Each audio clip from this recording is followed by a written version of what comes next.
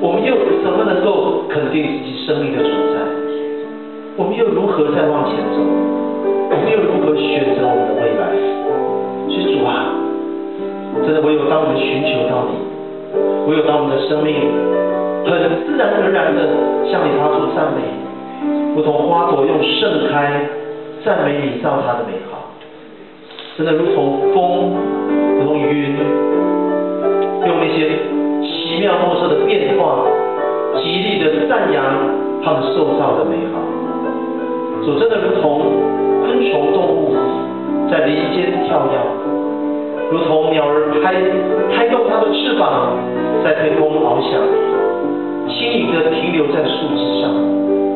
主，他们用他们被造一切的美好，他们在赞扬他们与神的关系。然而主，他们的里面没有你的形象，没有主的吹的气息，他们都懂得欢喜跳跃，更何况我们是照你形象造的人，更何况我们看到颜色会有感觉，当我们的皮肤感受到温度会有感觉，当我们的眼睛看见色彩的变化，看见空间的层次，当我们看见人笑我们会笑，看见人哭我们会哭，当我们以耶稣基督的心为心，我们就正确的看这个世界。当我们看的时候，我们不觉得虚空，不觉得空洞，而觉得极美、极荣耀、极有价值。所以我才会对你说我们爱你。这个爱是因为你先爱了我们，是因为谢谢你造了我，谢谢你让我可以歌颂，谢谢你让我可以有感恩的心，谢谢你让我对未来会充满盼望，谢谢你让我会追求爱情，谢谢你让我会享受友情，谢谢你让我会给予，谢谢你让我会怜悯，谢谢你让我会珍惜，谢谢你让我会数算，谢谢你给我会回忆，谢谢你让我会计划。生命的美好诉说不尽，唯有里面有一颗强壮的心，我们才会看一切都是美的。我们真的向主求这一颗刚强成熟的心，是刚强而不是刚硬，就是赐福我们在这个营会里面，我们的生命真的不可能在一天之间怎么样茁壮成长，但是我们的生命的的确确在细腻的体会着上帝的作为。愿主的荣耀向我们显明，祷告奉主名求。跟大家分享一首诗歌，然后我们就来看经文。这首诗歌叫做《预备我的心》，可能你比较不熟啊，我们就先唱一次，然后等到我们等一下信息结束以后，我们用这首诗歌再做回应的诗歌。我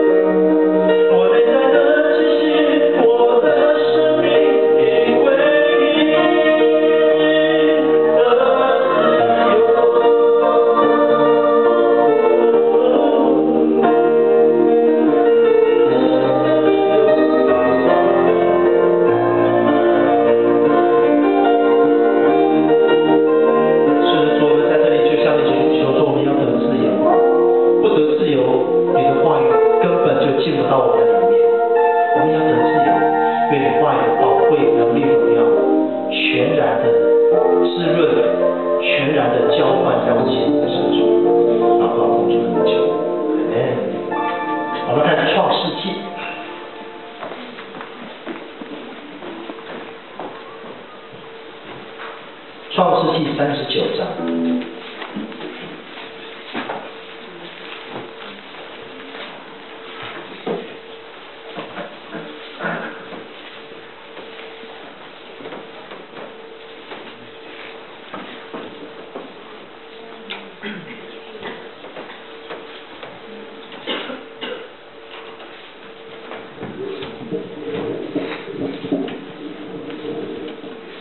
好，创世纪39章，我们今天谈到的是你怎么样选择你未来的道路。我们今天谈到你对自我的定位，我们昨天谈到了人际关系，谈到自我认识，所以我们今天谈到人怎么样会选择自己未来的道路。来，我们看39章，我们今天来读约瑟的故事。我们从第1节开始来读，然后我们就先读到第六节。好，我读1节，各位读1节。约瑟被带下埃及去，有一个埃及人是法老的内臣护卫长波提乏，从那些带下他来的以实玛利人手下买了他去。约瑟住在他主人埃及人的家中，耶和华与他同在，他就凡事顺利。他主人见耶和华与他同在，又见耶和华使他手里所办的尽都顺利。约瑟就在主人面前蒙恩，侍候他主人，并且主人派他管理家务，把一切所有的都交在他手里。自从主人派约瑟管理家务和他一切所有的，耶和华就因约瑟的缘故赐福与那埃及人的家，凡家里和田间一切所有的都蒙耶和华赐福。我主把家里一切所有的都交在约瑟的手中，除了自己所吃的饭，别的事也在他手里。约瑟原来是这样。干嘛嫉妒他？再念一次，约瑟长得怎样？哎，好，我们今天谈人怎么样面对自己的，怎么样选择自己未来的道路。因为其实大家在但尼丁都是过客嘛，哈，因为很少有人有人说我确定，牧师你不要这样讲，我已经确定我这辈子都会留在但尼丁的。没有，对不对？因为你想留也留不下来，你以为这里工作这么好找？对，不容易。所以你其实不能够决定。我们昨天谈到一个观念，你的性别是你选的吗？不是。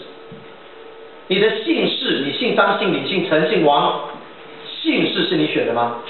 不是。你的家庭是你选的吗？不是。然后你要出生在哪个地区？你是马来西亚、台湾，这是你选的吗？不是。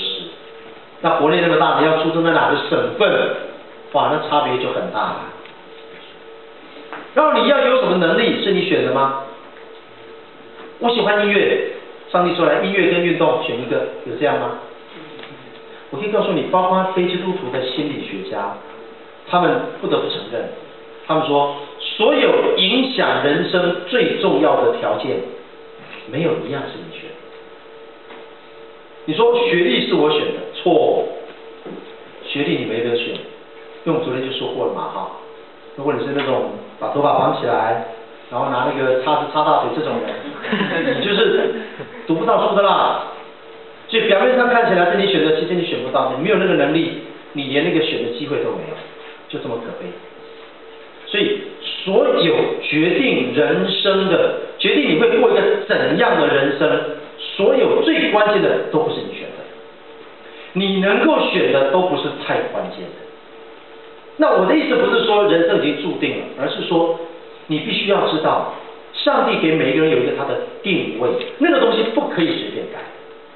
所以这是为什么基督徒反对变性手术，就是我们反对说你本来是男生，然后我用手术，虽然医学做得到，我们反对一个男生然后做了手术，把自己就变成女生。为什么？因为当你这样做的时候，你是连你自己最基本的性格、性别你都不能接受。那这样子的话，你说别的东西，你还要怎么样决定你的人生、选择你的人生，就不太可能嘛。来，成为一个人来到世界上，圣经上怎么说？说我们成了一台戏。我在这2天也不断地提醒大家，从创世纪就开始告诉我们，人生是一台戏。因为在约翰福音1章1节说，太初有道，太初有道，道与神同在。那句话的意思是说，什么都没有以前就已经有上帝了。然后创世纪1章1节说，起初神创造天地。请问太初跟起初哪一个比较前面？太初。那什么叫起初？起初是时间单位。起初就是我们现在几年了，就是科学家一直在找人类的这个物质，地球到底存在多久？所有的人类的科学家寻找的都是起初，我们寻找不到太初。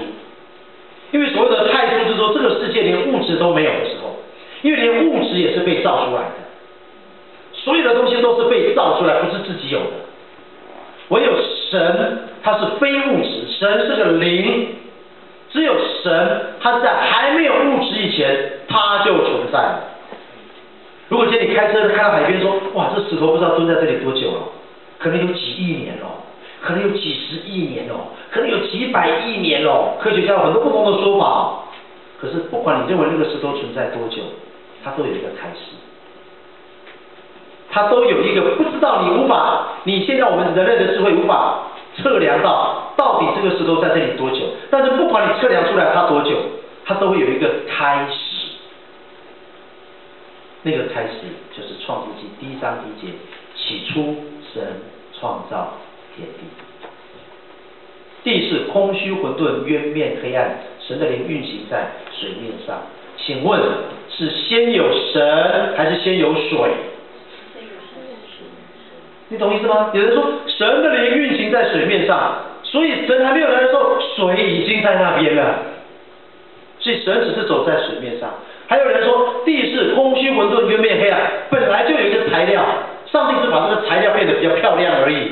你完全没有从第1节开始读嘛？第1节说起初神创造天地。就是说，神先创造了，然后神一开始创造的时候，地是空虚混沌，渊面黑暗。就是神一开始造的时候，先造了一个原型，然后再从这个泥土的当中继续把它造出来。所以所有的东西都是神造的，不管地球多久，它就是神造的；不管宇宙多久，所有的有形质的，它就是神造的，它就是被神造出来的。而在神还没有造这些东西以前，这个世界没有物质。什么东西都没有以前，太初就有道。所以人类没有办法去描述时间以前的状态，我们永远只能够算什么时候开始的。从小听故事就是很久很久以前，那就讲某一个开始点。但是在那个很久很久很久很久很久很久以前，在以前是什么？我们人讲不出来了。在希腊的哲学家，他们就想说，他们把那个东西叫做太初。就是什么都没有以前，最开始。其实当你说开始这个概念，当你说开始，它就是一个时间观念。当你说我们开始吧，当你开始就是代表你找了一个时间，然后从这里作为一个起点。但约翰福音却说太初有道，因为人的智慧了解不到时间以前是什么，我们只知道原来时间也是被造出来的。时间不是本来就存在。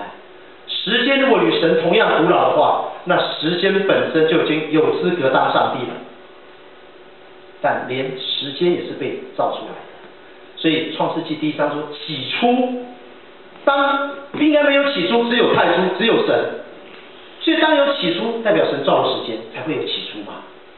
所以你可以想象一个画面，就是本来这个世界什么都没有，神造了一个码表，神说我要开始喽，预备起，按下去的时候，那叫做起初。因为按下去的话，神就说开始了。为什么要开始？因为我要做一些事情了。神开始造天地了。所以创世纪1章第1节是太重要，它是讲时间怎么来的，它是讲空间怎么来的，它是讲物质怎么来的。怎么来的？神造。神造了时间，时间从按下去后就不停了，就一直跑，一直跑，一直跑，一直跑，一直跑。不管你的生命喜不喜欢，高不高兴，就开始在燃烧。就一直烧，一直烧，只要你来到世界上，从你离开妈妈的肚子一出来以后就开始烧，时间就一直跑，一直跑，一直跑，一直跑，不会回头的，只有去，不会倒退的。这就很像我们小时候看的那个野台戏，后面有一个布景，有没有？我不知道你们这边看的那种野台戏，我们以前看的布偶戏，然后有人骑马，他其实没有动，是谁在动？后面那个布景在动。后面的布景在动，就看起来像他在跑。他就一直在跑。所以如果你坐在火车上，你没有动，隔壁的火车动，你会觉得自己好像在动。这是爱因斯坦讲的相对论，就人是相对的。当你没有动，可是当别的东西动，你会以为你自己在动。人就是活在很多相对的感觉里面。所以你说这个人很高，你没有跟更高的人比。如果你跟一个更高的比，你就会觉得其实他也不高，这叫做相对的。你说你很有钱，你没有跟更有钱的比。你没有看过多有钱的人，我不知道。但是每一个人看的有钱的都不太一样。我只知道我一个会友，他真的很有钱。他真的是在台湾已经算是我所看过、我所认识的有钱人。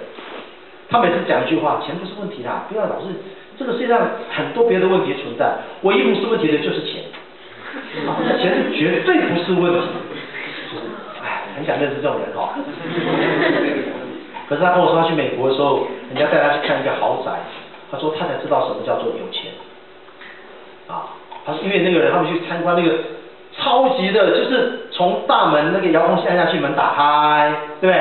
然后还要开车再开20分钟，然后才会到那个房子。你就住在森林里就对了，然后才会到那个房子。然后那个房子、客厅什么的，反正很夸张嘛，对不对？其实你们如果有机会在但尼丁那不是有一个古堡吗？有一个城堡嘛，那是整个新西兰只有一个城堡，就在但尼丁那个半岛那边嘛，就有一个贵族的那种城堡嘛。那上次我弟来的时候，我们就去参观，也够夸张了。那城堡真的是里面还有一个刺绣的房间哦，那土地太多不知道怎么用，就搞个房间专门在那绣花的，再搞一个房间专门在缝衣服的，再搞一个房间专门画画的，再搞一个房间专门听音乐的，再搞一个房间专门写毛笔，这是太大了，不知道怎么弄。我弟就说你们这个纽西兰城堡很逊这个因为他常常去世界各地旅行。他说哥，你下次有机会你去法国，你看那个法国以前那个贵族，他说那种城堡，他说那种里面的那种奢华，是你没办法想象的，超级有钱的。所以我那个会友他说他去到里面那个金碧辉煌到你真的没办法想象，但是那个主人，这大概是1年多前的事情。他说后来那个女主人听说最近得了忧郁症，你知道为什么吗？太有钱。因为他看报纸说石油快要用完了，汽油不是有段时间石油一直涨嘛？你有没有概念？好像去年那时候金融风暴以前，就石油一直涨，所以新西兰的油价一直起，起到都快要2块钱嘛，对不对？就一直起下去。然后他说那个主人，因为他每天从大门进去不是很远，他就开始说以后没有石油。那我要从门口走路走到里面去，那我会走很久怎么办？这个大家都把油用光了，我有钱也没有用怎么办？他就想到忧郁症，你可以理解，人真的是不能够比较的，人是不能够比较的。神造了这个世界的时候，人是相对的。所以人永远活在相对的感觉里面，人不知道什么叫做绝对。你信的耶稣就是你的生命开始绝对化。什么叫绝对化？就是说我不用比所有的人更有钱，我才会满足，而是说我以我有的就满足，这叫做绝对。就我可以不用比，不然比到这个就觉得好惨，我还是比烂一点，会比较满足一点。这个是相对的满足感，这种满足感是危险的。因为如果你的身边没有这么多烂的给你比，万一有一天很不幸，你放到一群都很优秀的人当中，你就注定不会快乐，因为你比来比去永远都是输，你都比不到赢的，那你就惨了。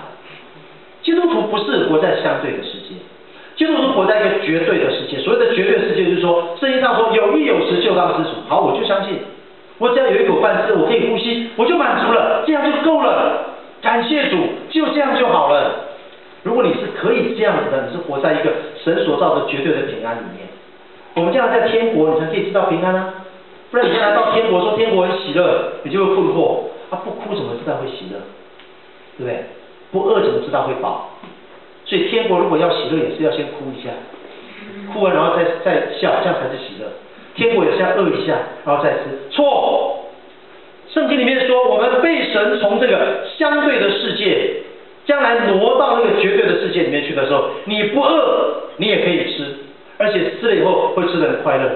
不觉得这种都很爽吗？你们的厨师好会煮哦，可是我每次我吃一碗，我就不敢再吃第二碗了，因为到我们这种年纪哦，进得去就出不来了啊。我不是说我上厕所不是啊，